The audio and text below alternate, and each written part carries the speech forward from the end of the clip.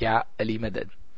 Al-Wise, Rai Abu Ali Missionary, Wise number 826. 27th of September 1987, Wise Center, Jamaat Khana, London.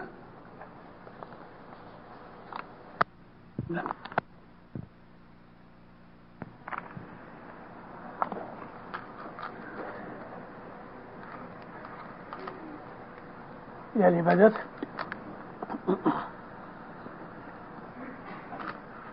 ستگر کہہ رہے ایمان راکھ شو تو چھوٹ سو ان گر کہے چھے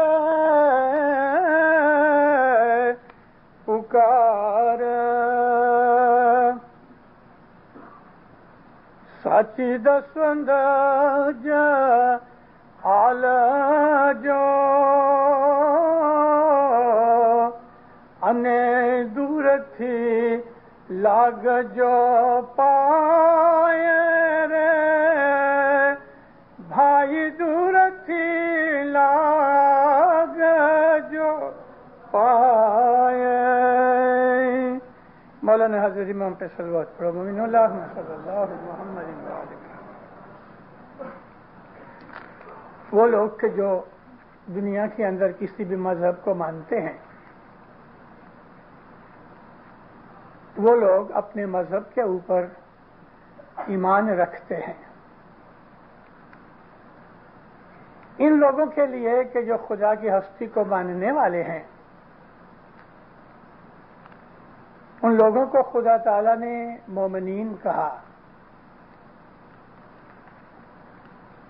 چاہے وہ کوئی بھی مذہب کا آدمی ہو، لیکن خدا کی ہستی کے اوپر یقین رکھتا ہے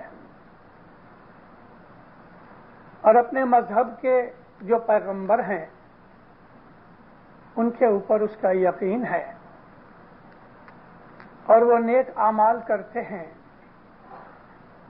اور حساب کتاب کے واسطے خدا کے پاس جانا ہے، اس دن کے لیے وہ ڈرتے ہیں. خدا نے قرآن شریف کے اندر ان کے لیے بشارت کی ہے. بشارت کہتے ہیں خوشخبری کو کہ تمہیں اس چیز کا نیک بدلہ دیا جائے گا. جر بھائی جس رے مومن ہتے کرنی کمائی بھائی آگڑ تسے پھل ڈھویا.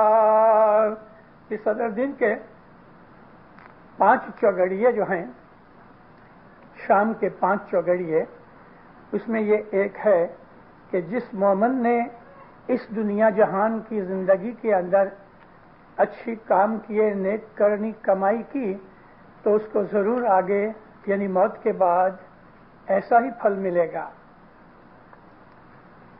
ہم لوگ جو اسماعیلی مسلمان ہیں، ہمارا یہ اعتقاد اور یقین ہے کہ ہم اس نور خدا کے حاضری میں اس دنیا میں موجود ہیں کہ جو دنیا کے اندر ہر وقت ہر زمانے کے اندر حاضر ناظر رہتا ہے. اسماعیلیوں کو ایمان سکھانے کی ضرورت نہیں، صرف یادی دلانے کی ضرورت پڑتی ہے، اور وہ فرمان گنان وائزیں ان کے درمیان ان لوگوں کو اس بات کی یادی ملتی رہتی ہے. دیندارو،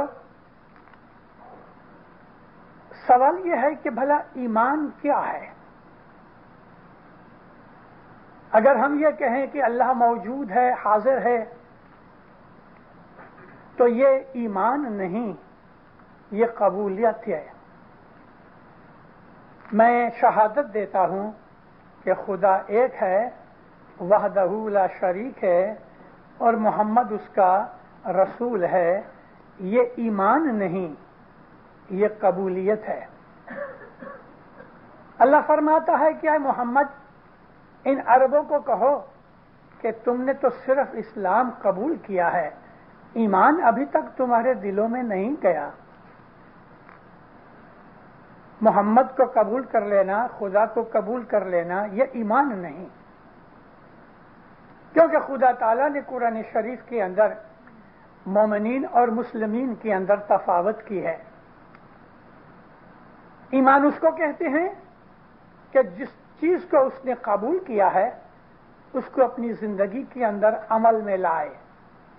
इसीलिए फरमाया कि ऐ ईमान वालो, तुम अल्लाह की ताबेदारी करो, मोहम्मद की ताबेदारी करो, और तुम्हारे दरमियान बैठा हुआ हाजिर जो है उसकी तुम ताबेदारी करो। यानी इमाम की तरफ इशारा है। जब हम ताबेदारी करते हैं और उस ताबेदारी करने के दरमियान हमारी बहुत सी बदियां बुराइयां छोड़ देते हैं, उसकी ताबेदारी करते वक्त हमें तकलीफें और दुख पड़ते हैं तो खुशी से बर्दाश्त कर लेते हैं। उसके हुक्म के ऊपर अमल करने के लिए हम हर वक्त तैयार और बिल्कुल अलर्ट रहते हैं, तो उस हालत का नाम है ईमान। महज जबान से कबूल कर लेना ये ईमान नहीं, कबूलियत है। मगर ईमान उसको अमल में लाया जाता है जब हम उसके फरमान के ऊपर अमल करते हैं। और उसके अमल करने में जैसा मैंने आपको अर्ज की कि हमें दुख भी पड़ते हैं, तकलीफें पड़ती हैं, तो वो सब चीजें बर्दाश्त करने के बावजूद भी जब हम उसके फरमान पे अमल करते हैं तो उस चीज का नाम है ईमान। और ये ईमान नूर के दर्जे की चीज है, क्योंकि ईमान में से ही नूर पैदा होता है, लाइट पैदा होती है। ईमान इंसान को रोशनी देता है, ईमान इंसान को मजबूत करता है, ईमान इंसान को बदियों से बचाता है और हक की तरफ उसको लेके जाता है।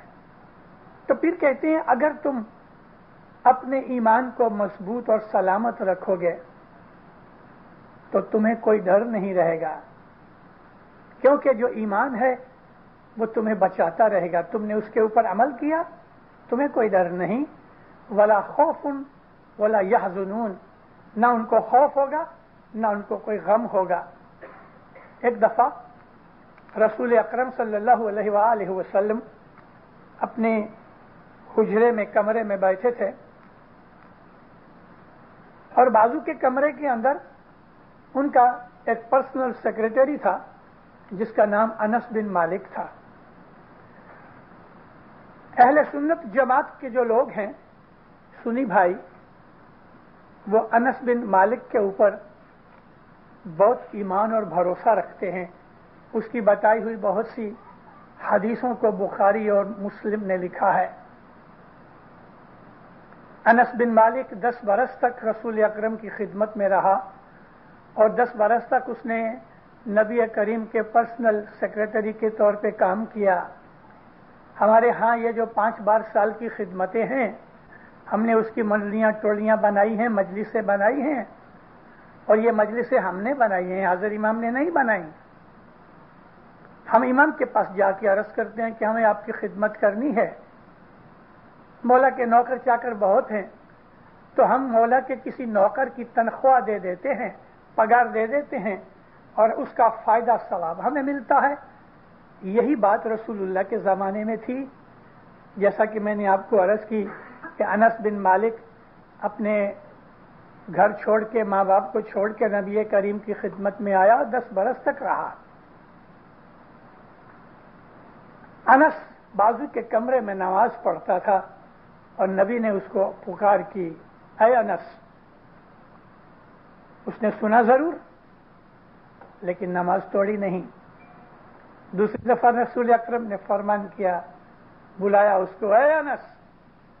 फिर भी अनस नहीं आया तो हुजूर ने जोर से उसको पुकारा उसके बाप के नाम से, या इब्ने मालिक, ऐ मालिक के बेटे। तो भी नहीं आया। नबी साहब उठे और कमरे में झांक के देखा तो उस वक्त वो नमाज पूरी करके दुआ मांग रहा था। तो जब नबी को देखा, आंखें चार हुई दुआ के अंदर, तो नबी फरमाया, ऐ अनस, मैं तुमको बुला रहा हूं और तू आता नहीं। सलाम फेर के जल्दी से कहता है, یا نبی میں نماز پڑھتا تھا۔ حضور نے فرمایا کس نے کہا تم کو نماز پڑھنا؟ کہتے حضور آپ نے۔ تو اگر میں ہی تم کو بلا رہا ہوں، میری ایک بات مانتے ہو، میں نے کہا نماز پڑھو، اور اب میں تمہیں بلا رہا ہوں تو تم میری دوسری بات نہیں مانتا، یہ تیرا کیسا ایمان ہے؟ تو کہتے یا نبی آپ مجھے پکار کرو اور میری نماز ہوئے تو کیا میں نماز چھوڑ دوں؟ فرمایا ہاں چھوڑ دے۔ یہ واقعہ بخاری اور مسلم دونوں میں ہے۔ نماز چھوڑ دو اگر رسول تمہیں بلاتا ہے تو، کیونکہ رسول کا حکم ہی نماز ہے، حکم ماننا ہی ایمانداری ہے۔ ادھر ادھر کی دو چار باتیں یا جو ہماری ریت رسم رواج ہے وہ چیزیں ایمانداری نہیں، ایمانداری حکم ماننے میں ہے۔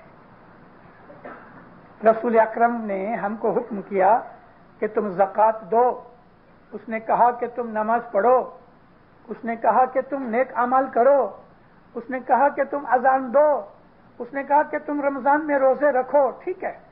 لیکن یہی رسول اگر ہم کو کوئی اور بات کہہ دے تو ہم اس کی پہلی بات چھوڑ کے اس کی وہ بات مانیں گے کہ جو فرمان کر رہا ہے۔ آپ سمجھے یہ پرنسپل؟ اگر رسول آپ کو آپ کی عبادت کے درمیان پکار کرتا ہے یعنی بلاتا ہے تو عبادت چھوڑ دو، نبی کے فرمان پہ عمل کرو۔ یہی چیز اسماعیلی مذہب کا تھیم ہے، یہی چیز اسماعیلی مذہب کی سمجھ ہے کہ حضرت امام جو ہے، جو رسول اللہ اور علی کی گادی مسند نشین امام ہے، جو زمانے کے اندر خدا کا نور موجود اور حاضر ہے، جو ہماری عبادت کا، ہماری خدمت کا وہ منزل ہے، اگر وہ حکم کرتا ہے کوئی اور وہ حکم کبھی شریعت کے خلاف بھی ہے، کیونکہ شریعت جو ہے وہ رسول نے بنائی، شریعت نے رسول کو نہیں بنایا۔ اسی طرح سے رسول جو ہیں وہ شریعت سے بالا ہیں، اونچے ہیں، اسی طرح سے جو امام ہیں وہ شریعت سے اونچے ہیں۔ نبی کو شریعت نہیں لاگو پڑتی، امام کو بھی شریعت لاگو نہیں پڑتی۔ یہ وہ ہستیاں ہیں کہ جو لا بناتے ہیں، لا نے ان کو نہیں بنایا، اور ان کا حکم ماننا ہی ہماری عبادت ہے۔ اگر نماز کے وقت، جس کو ہم دعا کہتے ہیں اپنی زبان کے اندر، اور دعا بھی عربی لفظ ہے، نماز عربی لفظ نہیں، قرآن شریف میں کہیں بھی نماز نہیں لکھی ہوئی، صلاۃ لکھی ہوئی ہے۔ یہ تو صرف ہندوستان، پاکستان اور جو ایران کے مسلمان ہیں وہی مسلمان اس کو یہ نماز کہتے ہیں۔ باقی جتنے بھی دنیا بھر کے اندر 100 کروڑ مسلمان ہیں، ان میں یہ 20 کروڑ مسلمان اس کو نماز کہتے ہیں اور 80 کروڑ مسلمان اس کو صلاۃ کہتے ہیں۔ ہم نے اس کو دعا کہا، اور دعا بھی عربی لفظ ہے، قرآن شریف میں ہے۔ نماز کیا ہے؟ خدا کے حضور میں جا کے، یعنی اس کو حاضر سمجھ کے اس کی تعریف کرنا اور اپنی مشکلیں بیان کرنا، یعنی دعائیں مانگنا۔ عموماً طور پہ جو ہمارے مسلمان بھائی نماز پڑھتے ہیں، اس نماز میں کیا ہے؟ سورۃ الحمد تو ہوتی ہے، اس کے بغیر نماز ہی نہیں۔ سورۃ الحمد کے اندر 7 آیتیں ہیں، ان 7 آیتوں کے اندر ہم خدا کی تعریف کرتے ہیں، پھر ہم دعا مانگتے ہیں کہ ہم کو سیدھے رستے پہ قائم رکھ اور اس رستے سے ہمیں دور رکھ کہ جس پہ چلنے سے تو ہم سے اوپر ناراض ہو جائے۔ اور باقی بھی نماز کے اندر کچھ سورہ پڑھی جاتی ہیں، قرآن شریف کی تلاوت کی جاتی ہے، آیتیں پڑھی جاتی ہیں، ہماری دعا کے اندر وہی چیز ہے۔ تو نماز اور دعا میں ایک فرق ہے کہ کھڑے ہو کے قیام ہوتا ہے، رکوع ہوتا ہے، سجدہ ہوتا ہے، یہ نماز ہوئی۔ اگر کوئی آدمی منہ بند رکھ کے اپنے دل کے اندر وید کے منتر پڑھتا رہے या सिखों के ग्रंथ के कुछ श्लोक पढ़ता रहे मुंह में और खड़ा होके कानों तक हाथ ले जाए, फिर वो हाथ बांध के फिर वो रुकू करे, फिर वो सजदा करे, तो मुसलमान समझेगा इसने नमाज पढ़ी। अला दिल के अंदर तो वो ग्रंथ पढ़ रहा है कि वेद पढ़ रहा है, लेकिन मुसलमान को लगा नमाज पढ़ी। तो नमाज सिर्फ एक्शन का नाम है, क्योंकि एक्शन का नाम अगर नमाज है, जो गलती है हमारी, तो फिर वो नमाज नहीं। नमाज तो खुदा की तारीफ और अपनी दुआएं आजिजी का नाम है। फिर आप उसको इंग्लिश में पढ़ो, किसी भी जबान में पढ़ो, खुदा हर जबान सुनता और पढ़ता है। यही वजह से अल्लाह ताला ने कुरान शरीफ में कहीं नहीं कहा कि तुम नमाज पढ़ो, लेकिन क्या पढ़ो उसके अंदर वो कहीं नहीं कहा, रसूल के ऊपर छोड़ दिया। इसी तरह से उश्र का हुक्म जरूर किया, यानी दसवंत का, लेकिन ज़कात की तखसीस नहीं की कि ज़कात कितने परसेंट दी जाए। नबी ने कहा 2.5%। मगर उश्र जो फंडामेंटल प्रिंसिपल आ गया हमारे मजहब इस्माइली का, यानी जिसको हम दसवंत कहते हैं, 10वां हिस्सा, अरबी में उसको उश्र कहते हैं, वो कुरान शरीफ में है। लेकिन ज़कात के लिए परसेंटेज तय नहीं की गई, वो रसूल पे छोड़ दी। नमाज पढ़ो ये कायदा बनाया, लेकिन क्या पढ़ो खुदा ने कहीं नहीं फरमाया। इसलिए बाज चीजें खुदा ताला ने जो प्रिंसिपल की थी वो कह दी और बाकी की उसने नबी पे छोड़ दी। और इसी तरह हर जमाने के अंदर जो इमाम है वो नबी का जानशीन है, वो नबी का नूर है, नबी की मसनद पर बैठा है और वो दुनिया को हिदायत करने के लिए ही दुनिया में मौजूद है। उसका हुक्म मानना ही इबादत है। यही इबादत है कि अम्र माना जाए। अगर उसका अम्र किसी भी हालत में आए तो वो अम्र अम्र है। जैसा मैं आपको एक और बात बताऊं, रसूलुल्लाह हमेशा कहा करते थे कि बड़ाई करना, शेखी करना, ऐसा करना, मतलब कि मगरूर होना, प्राउड होना बहुत बुरी बात है।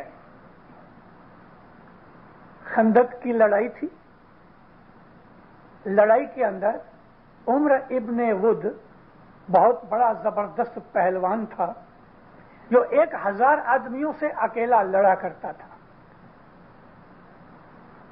मैं सारी स्टोरी जाने जाऊंगा कहने के लिए तो बहुत वक्त निकल जाएगा, लेकिन मैं आपको इतना कहता हूं कि ये उम्र इब्ने अब्द वुद का जिक्र हजरत इमाम सुल्तान मोहम्मद शाह सल्लल्लाहु अलैहि ने अपने फरमान में किया है कि एक दफा वो लड़ रहा था, सामने 1000 आदमी थे, लड़ते लड़ते उसकी ढाल टूट गई। तो उसने ऊंट का एक बच्चा था, उसके चारों पांव को नीचे से पकड़ के ऐसा खड़ा करके ढाल के तौर पे यूज करता रहा और लड़ता रहा। कैसा ताकत वाला होगा। दूसरे खलीफा हजरत उमर का बयान है, रसूलुल्लाह को कहता है, या नबी ये उम्र वो है कि 1000 आदमियों के सामने अकेला लड़ता है। इसलिए खंदक की लड़ाई में रसूल अकरम ने सबकी तरफ देखा, लेकिन कोई खड़ा ना हुआ और मौला अली खड़े हुए। मौला अली लड़े और उसका सर काट के बालों से पकड़ के लेके चले आते थे। उस वक्त मौला मुर्तजा अली, एक हाथ में जुल्फिकार है, दूसरे हाथ में उम्र इब्ने वुद का बालों से पकड़ा हुआ कटा हुआ सिर है, और मौला हाथी की तरह झूम झूम के चले आते हैं। हजरत अबू बकर कहते हैं, या नबी देखो देखो अली किस तरह झूम झूम के चले आते हैं। यानी अली की तरफ कटाक्ष से, क्रिटिसाइज की नजर से उन्होंने इशारा करवाया, यानी अली कैसा झूम के चले आते, मतलब कि बड़े मगरूर हो रहे हैं। रसूल अकरम फरमाया है कि आज अली की ये चाल मुझे कबूल है। और फिर फरमाया कि मेरी उम्मत की तमाम इबादत, सारी उम्मत की, कब तक? कयामत तक। कयामत तक मेरी जितनी भी उम्मत होगी, उस उम्मत की तमाम इबादत इकट्ठी करो, تو آج علی کی تلوار کی ایک ضربت اس سے زیادہ بڑی ہے. آپ کبھی اس چیز کو سمجھ سکے ہو, تول سکے ہو, تو آپ اس چیز کو سمجھ سکو گے. رسول اللہ کے زمانے سے لے کے قیامت تک نبی کی جتنی امت جتنی عبادت کرے گی, اس تمام عبادت سے خندق کی لڑائی میں رسول اکرم فرماتے ہیں کہ علی کی تلوار کی ایک ضرب جو ہے نا, یہ زیادہ وزنی ہے. امت کی ساری عبادت ایک طرف ہو گئی. اس کی کوئی وجہ تھی. وجہ یہ تھی کہ اگر عمر ابن عبد ود نہ مارا جاتا تو اسلام مٹ جاتا. اس لیے علی کی تلوار کی ضربت نے اسلام کو بچا لیا, اور یہی وجہ تھی. اس کا وزن کیا, کمپیریزن کیا نبی نے. کمپیریزن یہ تھا کہ قیامت تک ساری امت کی عبادت علی کے اس ایکشن سے نیچی ہے, علی کا ایکشن ہے یہ اونچا ہے, اس لیے کہ اس نے اسلام کو بچایا. میں نے آپ کو یہ بات اس لیے بتائی کہ سر کو اونچا نیچا کرنا عبادت نہیں. عبادت تو دل کے اندر محبت اور ایمان کے ساتھ رہتی ہے. جو امام کا حکم مانتے ہیں اور ہر وقت حکم مانتے ہیں, ظاہر کی آنکھوں میں اس سے حضر امام نظر نہیں آتا, اگلے منہ میں کہ سارڈینیا میں کہ کدھر بھی بیٹھا ہے, اور ہم اس سے کدھر بھی کتنی بھی دور بیٹھے ہیں, لیکن ہم یہ سمجھتے ہیں کہ مولا میرے ساتھ ہے, میرے ساتھ حاضر ہے, میں جو کچھ کرتا ہوں وہ مجھے دیکھ رہا ہے. یہ ایمان ہے. اور اس کے فرمان کے اوپر عمل کرتا ہے, وہ ایمان ہے. جب انسان کو کوئی نہ دیکھے, دنیا والا انسان اکیلا ہوئے, اور اس اکیلا پن کی حالت میں بھی اس کے دل کے اندر خداوند عالمین کا پیار اور محبت پیدا ہوتی ہے, اور وہ عبادت کرتا, اسے یاد کرتا ہے. دلوں میں آنکھیں بند ہیں, زبان بند ہے, منہ بند ہے, اور دل کے اندر اس کو یاد کر رہا ہے. یہ علامت ہے محبت کی. یہ چیز عبادت ہے, اور یہ عبادت ایمان کی نشانی ہے کہ ایمان اگر نہیں تو یہ عبادت نہیں. ایمان تو ایک ایسی شے ہے, ایمان تو ایک ایسی چیز ہے کہ خدا تعالیٰ کی جتنی بھی بخششیں ہیں, رسول اللہ فرمایا کہ تمام دنیا کی بخششوں میں بہترین بخشش اگر خدا کسی کو دیتا ہے تو وہ ایمان ہے. اگر ایمان سلامت ہے سب کچھ ٹھیک ہے. اگر ایمان سلامت ہے, ہر تکلیف, مصیبت, دکھ اس کے سامنے میلٹ ہو جاتے ہیں. ایمان بہت بڑی طاقت ہے, مگر ایمان جو ہے نا وہ عمل کے ساتھ ہوتا ہے. ہم نے جو چیز کو قبول کیا ہے, یعنی حضرت امام کو قبول کیا ہے, اور پھر اس کے فرمان کے اوپر عمل کیا ہے, تو عمل کا جو نتیجہ وہ ایمان ہے. جب ایمان مضبوط ہوتا ہے تو اس میں سے روشنی پیدا ہوتی ہے. ایک جگہ گنان میں ہے کہ رات کو جب چاند نکلتا ہے تو رات روشن ہو جاتی ہے, دن کو جب سورج نکلتا ہے تو دن روشن ہو جاتا ہے. جھر ویرانی انجوالی چاند سو ان دیوس اجواڑو شور تم گھٹ اجواڑو مانسو بھائی 14 برس نور. رات اور دن چاند سورج سے روشنی پاتے ہیں, اندھیرا نہیں رہتا. انسان کا باطن جو ہے وہ ایمان کی روشنی میں اجلا رہتا ہے, اس کے آدمی کے دل میں اندھیرا نہیں رہتا. مولانا حضرت امام شاہ کریم صلوات اللہ علیہ فرمایا, اگر تمہارا ایمان مضبوط ہے, اگر تم اپنے دین پہ پکے ہو, اگر تم صبح کی عبادت برابر کرتے ہو تو دنیا کے دکھ تمہیں ضرور آئیں گے, مگر تم دکھی نہیں بنو گے. تمہاری پرابلم سالو کرنے کی تمہیں شکتی ملے گی. تمہارے سامنے جو کچھ بھی تکلیفیں آئی ہیں وہ تکلیفیں تمہیں دکھی نہیں کر سکے گی، کیونکہ ایمان کی روشنی ایک ایسی روشنی ہے کہ جس کے اندر اندھیرا رہتا ہی نہیں، انسان کے اندر کوئی مونجھارا رہتا ہی نہیں، انسان کسی ڈاؤٹ میں سسپینس میں رہتا ہی نہیں، اور ایمان وہ چیز ہے کہ دنیا کے دکھوں کا وہ ہیج سمجھتا ہے۔ میں نے کبھی کبھی وعظوں میں امام سلطان محمد شاہ کے اذکار کیے ہیں۔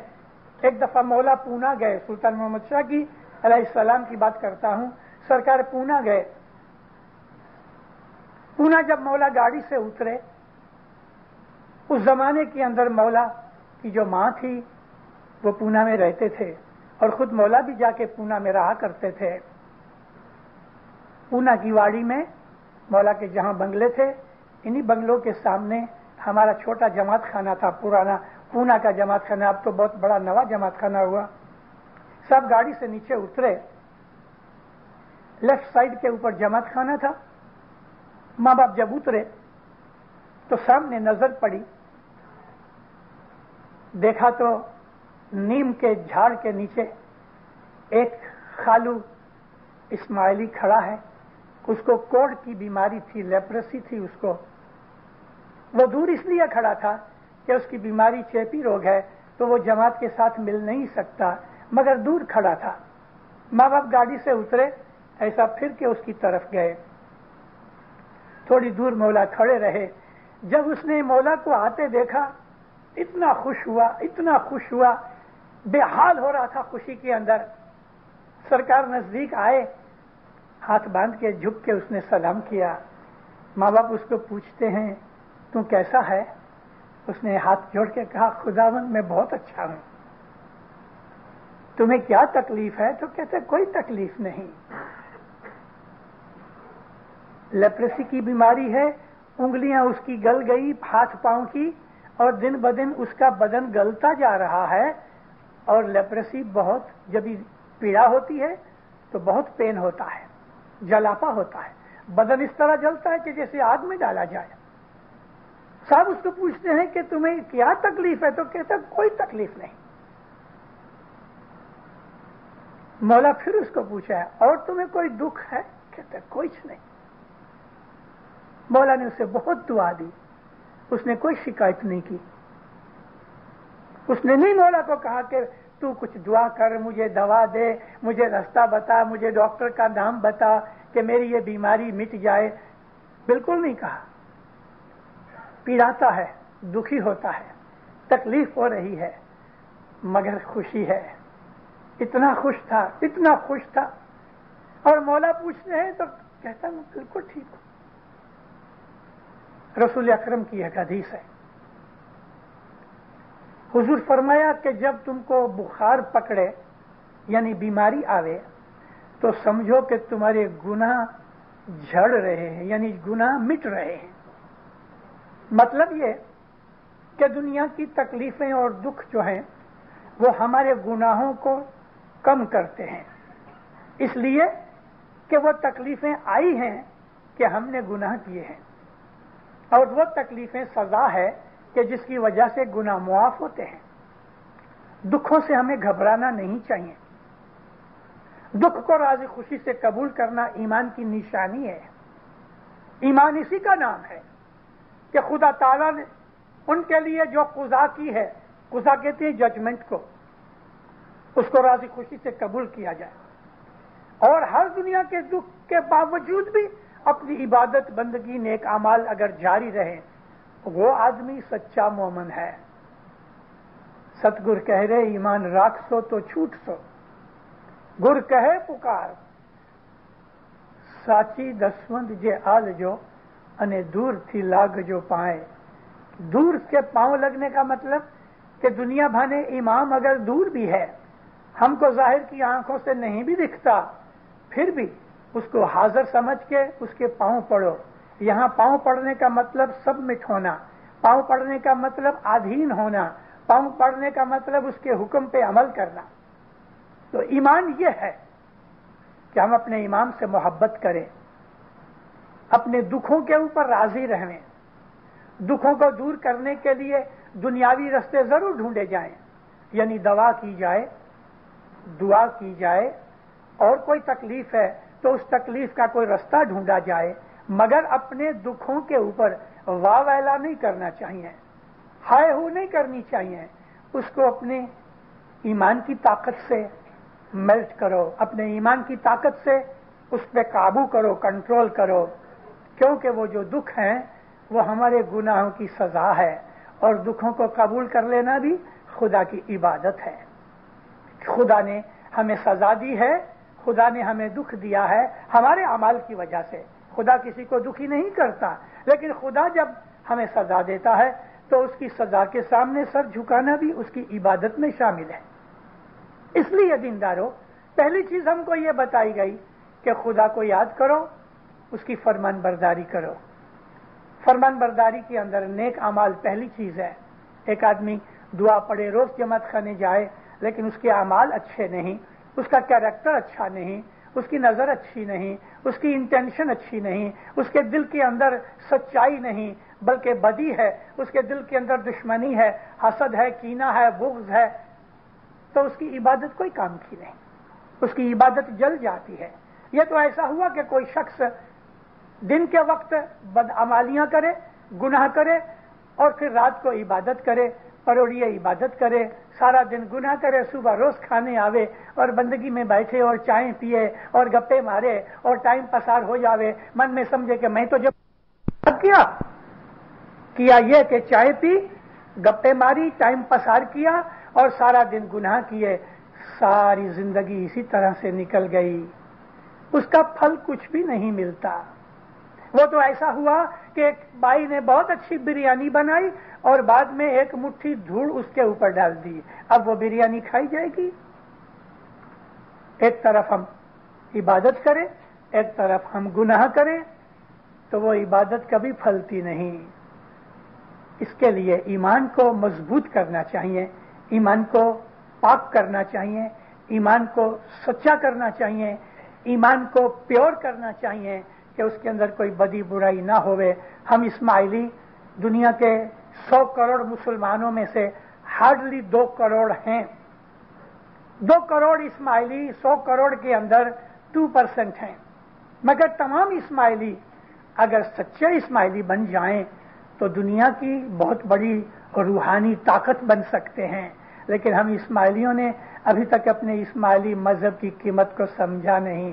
ہم محض وہ کہتے ہیں نا کہ ایک قسم کا بہانہ بنا کے ایک ریچول اور رائٹس کے اوپر چل رہے ہیں. روز جماعت خانے آ گئے، نیاز پیا، دعا پڑھی، چلے گئے، مگر ہمارے دل کے اندر سنسیئرلی، سیریسلی اویکننگ کر کے، اویئرنس کر کے اپنے مذہب کے اوپر 24 گھنٹے اگر عمل کیا جائے تو یہ کلجگ کا زمانہ جو ہے وہ اسماعیلیوں کی عبادت بندگی سے ہلکا پڑ جائے اور مذہب مضبوط ہو جائے. مولا آپ کو سکھی آباد کرے، ایمان کی سلامتی دے، حقیقتی سمجھ دے، دو جہان میں برکتیں دے، نافرمانی گناہوں سے بچاوے، شیطان کو آپ کے اوپر تسلط نہ کرنے دے. مولا آپ کو دستن سکریت میں پورا رکھے. مولا کنبے قبیلوں میں اتفاق، محبت، سنگٹھن دے، جماعتوں کو آباد کرے. سکھی رہو، آباد رہو، دین میں دنیا میں پھلو پھولو، ظاہر باتوں دیدار مولا نصیب کرے. اے زندہ